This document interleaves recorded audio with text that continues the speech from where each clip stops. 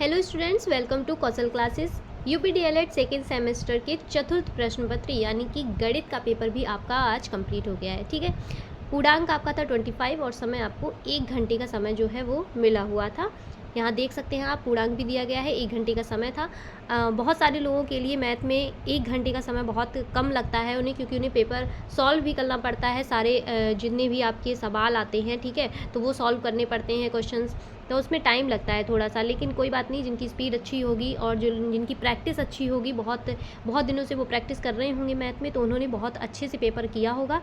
चलिए, आज की वीडियो में हम पेपर सॉल्व करेंगे और पेपर बहुत ही अच्छा आया हुआ है। ऑब्जेक्टिव क्वेश्चंस देखते हैं। ऑब्जेक्टिव क्वेश्चन आपको पता ही है कि 25 का जो हमारा पेपर होता है उसमें 5 ऑब्जेक्टिव क्वेश्चंस आते हैं। ठीक है, तो 5 में से आप कितने सही करके आए हैं वो हमें आप ज़रूर बताइएगा। ठीक है, कमेंट करिएगा कि आप लोगों के कितने करेक्ट गए हैं आंसर्स। ठीक है, बाकी के और भी हम पेपर सॉल्व करेंगे, पूरा पेपर सॉल्व करने वाले हैं, तो वीडियो को पूरा देखिएगा।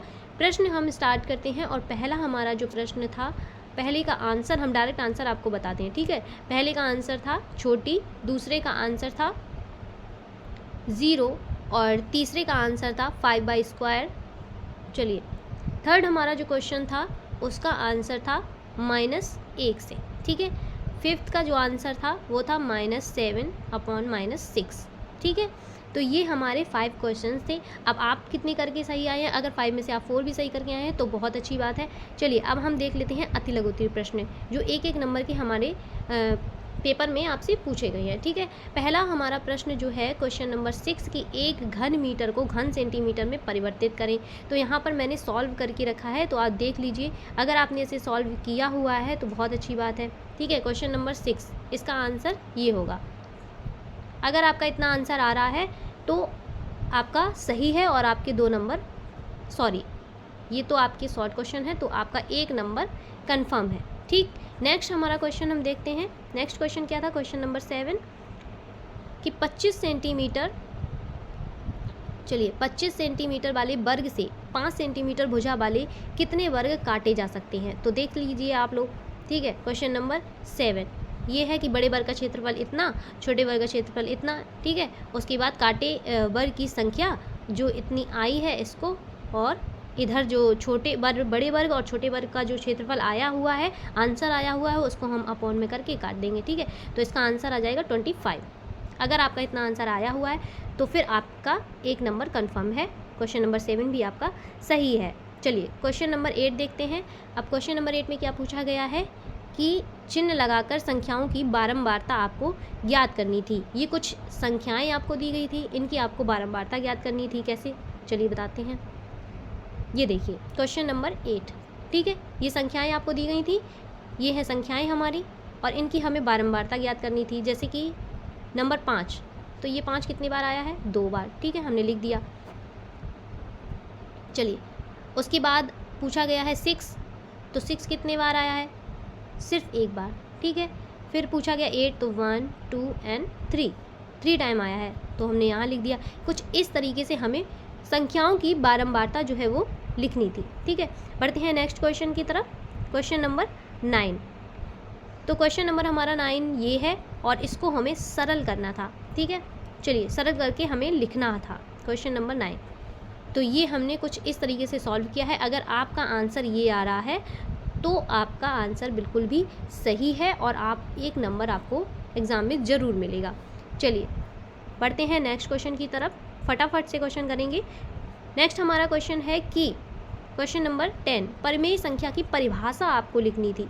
तो परिमेय संख्या की परिभाषा आपको पता ही होगी। ठीक है, परिमेय संख्या क्या होता है कि वह संख्या जिसे P/Q के रूप में व्यक्त किया जा सकता है, ठीक, उसे हम परिमेय संख्या कहते हैं। तो ये कुछ 2 नियम हमने लिख दिए थे, वो परिमेय संख्या आपको ऐसे परिभाषा उसकी लिखनी थी। नेक्स्ट हमारा क्वेश्चन था क्वेश्चन नंबर 10, नहीं सॉरी, क्वेश्चन नंबर 11। ठीक है, चलिए क्वेश्चन नंबर 11, इसका हमें गुणनखंड जो है वो करना था। गुणनखंड करने के लिए हमसे बोला गया था। तो ये है क्वेश्चन नंबर 11 और ये रहा इसका गुणनखंड, ये रहा इसका आंसर।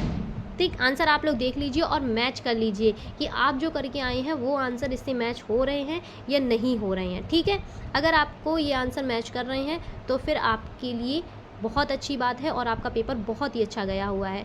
चलिए बढ़ते हैं नेक्स्ट क्वेश्चन की तरफ। अब बात करते हैं हम लघु उत्तरी प्रश्नों की, क्योंकि हमारे शॉर्ट क्वेश्चन सारे कंप्लीट हो गए हैं एक नंबर के। अब बात करते हैं लघु उत्तरी की। लघु उत्तरी में आपसे 2 नंबर के क्वेश्चन आए हुए थे, ठीक है। तो क्वेश्चन नंबर 12 क्या था कि एक समबाहु त्रिभुज का परिमाप 18 सेंटीमीटर है, इसका क्षेत्रफल ज्ञात कीजिए। तो हमें इसका क्षेत्रफल ज्ञात करना था। क्वेश्चन नंबर 12 ये रहा इसका क्षेत्रफल, ठीक है। तो आंसर क्या आया वो आप देख सकते हैं।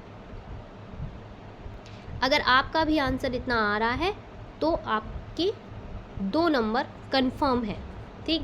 नंबर नोट करते जाइए और उसके बाद आप मुझे कंफर्म करके बताइए कि कितने नंबर टोटल आपके आए हुए हैं मैथ में। चलिए नेक्स्ट हमारा क्वेश्चन था कि एक भिन्न का हर उसके अंश से 1 अधिक है। अंश तथा हर दोनों में से 1 घटाने पर भिन्न का मान 1/2 हो जाता है। भिन्न ज्ञात कीजिए। तो हमें भिन्न ज्ञात करनी थी। क्वेश्चन नंबर 13 देख लेते हैं। चलिए आंसर ये रहा क्वेश्चन नंबर 13। अगर आपने कुछ इस तरीके से सॉल्व किया है और आपका आंसर 2/3 आया है, ठीक है, तो आपके 2 नंबर कन्फर्म। चलिए बढ़ते हैं नेक्स्ट क्वेश्चन की तरफ। क्वेश्चन नंबर 14 थोड़ा सा जूम कर लेते हैं। चलिए क्वेश्चन नंबर 14 क्वेश्चन देख लेते हैं पहले कि हमें इसका मान ज्ञात करना है, ठीक है। ये संख्या दी गई है और हमें इसका मान ज्ञात करना है। तो मान ज्ञात कैसे करना है, क्वेश्चन नंबर 14 देखते हैं, इसका आंसर देख लेते हैं और आंसर इसका ये रहा। चलिए मैच कर लीजिए आप लोग, क्या आप अपने एग्ज़ाम में यही करके आए हैं। अगर आप यही करके आए हैं तो 2 नंबर आपके 2 नंबर कन्फर्म, ठीक। चलिए क्वेश्चन नंबर 15। एक घनाव की लंबाई 80 सेंटीमीटर, चौड़ाई 40 सेंटीमीटर और ऊंचाई 1 मीटर 20 सेंटीमीटर है। घनाव का आयतन घन मीटर में ज्ञात कीजिए, ठीक है। तो क्वेश्चन नंबर 15 चलिए देखते हैं। क्वेश्चन नंबर 15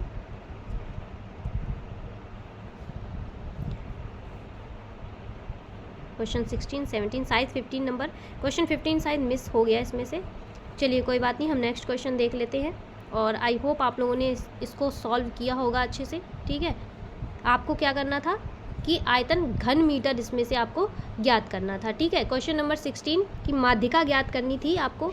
ये संख्याएं दी गई थी और आपसे माध्यिका ज्ञात करने के लिए कहा गया था। तो क्वेश्चन नंबर 16 देख लेते हैं।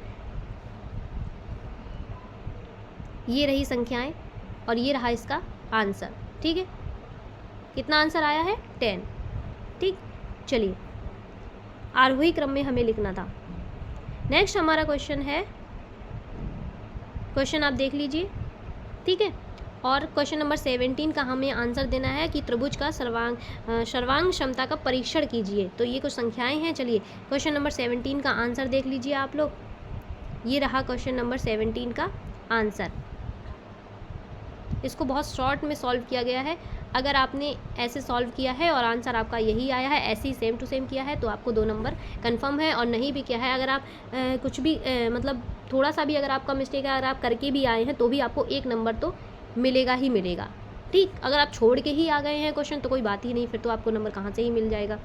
चलिए नेक्स्ट और लास्ट हमारा क्वेश्चन था कि एक 5 मीटर गुणे 2 मीटर आयताकार पेंदे वाले हौज में 1.5 मीटर की ऊंचाई तक पानी भरा है। ज्ञात कीजिए हौज में कितने लीटर पानी भरा है, ठीक है।